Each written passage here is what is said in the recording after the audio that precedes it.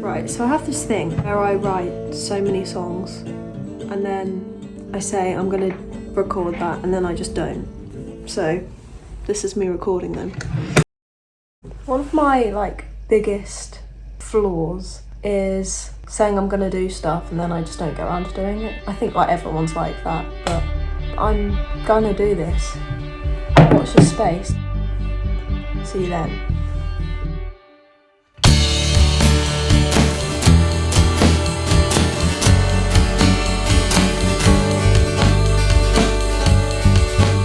At least We're Not Dead was the first song on the EP that I wrote and recorded. It ended up really fitting what I wanted the EP to kind of encapsulate. It was done in the old way where I used to record all the parts apart from the drum, and then I took the drums home and we recorded those in the studio. I'm Lydia, I'm the drummer from Pearll. I've been playing with Pearll for 2 years now. Here we are in Brighton. I think since we've been recording recently, we're a lot more open to kind of knowing what we want and asking what we want. We're quite set on a certain sound for how we want Pearll to sound. Introduce yourself, please. Hi, my name's Kai. A bit more enthusiasm, please. Hi, my name is Kai. I don't know what I'm here for. Yes, you do. Okay, I I help produce. Okay. Yeah. Woo! And play the piano sometimes. I don't fucking know. What? That is so deep.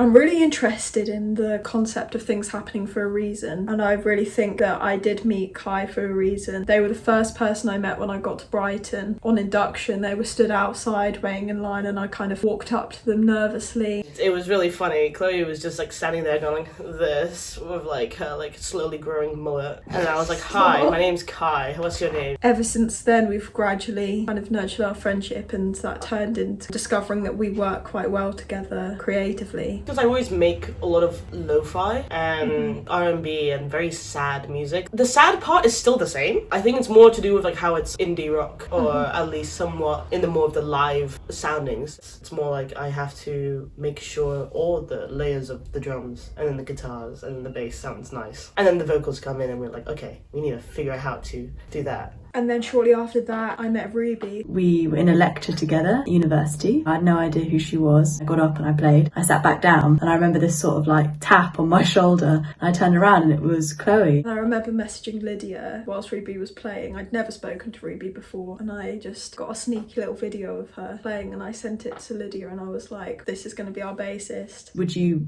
be interested in joining a band? It was all very awkward. It was I remember being like, yeah, I'd love to. After that, I went and I saw Chloe perform at a open mic. I loved the song so much. I remember how kind of electric the feeling was. Chloe really had the audience. It felt she had them in the sort of palm of her hand, and it was a really special night, and I remember it very well. What's your favourite song on the EP that you've been involved in? Ooh, Let Me Let You Go. That one's a good one. I had to give a favourite. I think Let Me Let You Go.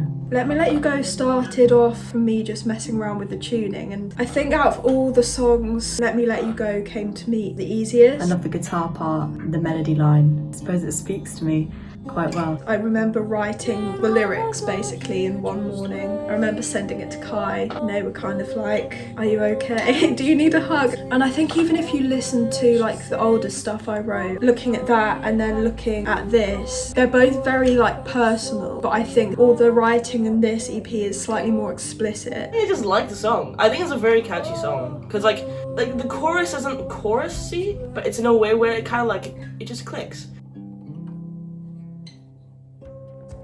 Can tell it is me though, because it always starts like this, the harmony part. I edited that in and I took it out and sent it to you and you put it back in without me even communicating that with you. You did the da-da-da-da, the thing. Yeah. And I was like, I think a lot of the songs that we do together, you always start with that little part. Yeah. And then I always layer it to make it slightly oh, that's what I do as well. So it's kind of like both of our signature. Oh. Yay! That's great! I love that one. I love it. But yeah. Okay, let me put it away. Let's just go and play. first time the EP was made was for a little while. You came up to me and was like, hi, I've got this song that I want you to play on the drums for me because I want to record it for one of our assessments. And then I think once the assessment was sent, you sent me the thing. Yeah. And we just sat down and was like, oh, let's just like make it into a song. And then I started adding random stuff in the background in there. And then it became a proper nice song.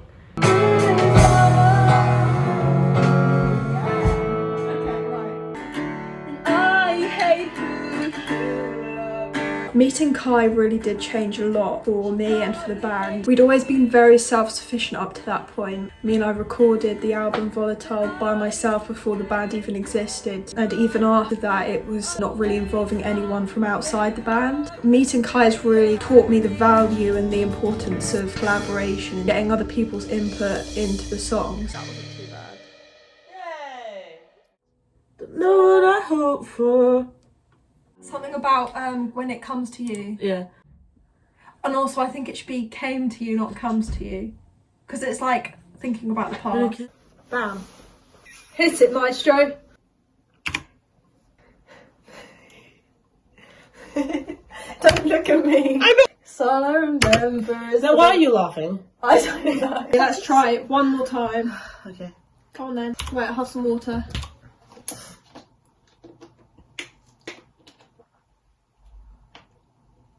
I burned her bridges just to win a bruise. Oh! What? That sounded great. Yeah. Oh, it's the line! It's a line! Thanks, mate. Ah! Okay, so I'm gonna re-record it. I wanted to come home. Okay. Wait. Get the feeling she's not coming home. I wanted to come home. I wanted to come home, but I don't know where she. I've got a bit which I don't usually get. Yeah. Way. It's sunny outside. Let's have a lovely week. I'm Izzy. I met Izzy through Ruby. When Ruby joined the band, I asked, do you know a drummer who would temporarily play for us? And throughout the time that Izzy was playing for Pearll in Brighton, we arranged in the city together, and we were lucky enough to be given some studio time to go in and record it. It's very exciting. It's a nice song to play, and it's nice to write some parts of some songs, get a bit creative. Yeah. Really cool. It's the first time I've ever recorded in like a proper studio, so it's really cool. In the City is my favourite. It's the song I'm proudest of. As the lyric writer of the band, I do feel that it kind of sums up the whole feeling of the EP. I think like a lot of people my age and people moving away from home, having to meet new people and navigate friendships and relationships, and I quite struggled in that section of my life. This song was being created whilst I was still going through that. It was written, co-written, recorded and produced throughout that whole period. I think like a lot of artists who have like peaked, or at least like gone up towards like what potential they have, they always start with like something to relate to. I think everybody needs to experience it, but also have like some sort of relatability that makes you go, I'm not the only one who has to deal with this. Like such as, how the hell do I meet new people? How the hell do I date new people? How the hell do I even look after myself? So yeah, when you move into a new city and you find your first heartbreak and you break a lot of other hearts, then realize that I'm still a kid even though I'm an adult legally, but I'm not an adult in my head. That's a very generic thing for adolescents. Get a little shot of us. What, me? Okay. Ooh, favourite song on the EP? I think it has to be Sometimes. It's the last track, it's punchy, it's got a lot to it. So Let Me Let You Go and Sometimes were recorded in my bedroom on my laptop with my little audio box. And it sounds pretty nice. Understatement, but pretty nice. It was certainly strange. I'd never kind of recorded in that sense. I would send something off and Chloe would give me notes and we'd kind of go back and forth and trying to get the exact kind of sound. Yeah, no, it's just always worked out that Chloe would bring the ideas to us and we would all put our own parts in it. That was great. Just the ending was slightly rushed. A last little hit. And she always does have a very specific sound in mind for what she wants. We can probably cut that out. I'm going to drop you in on 2 ends.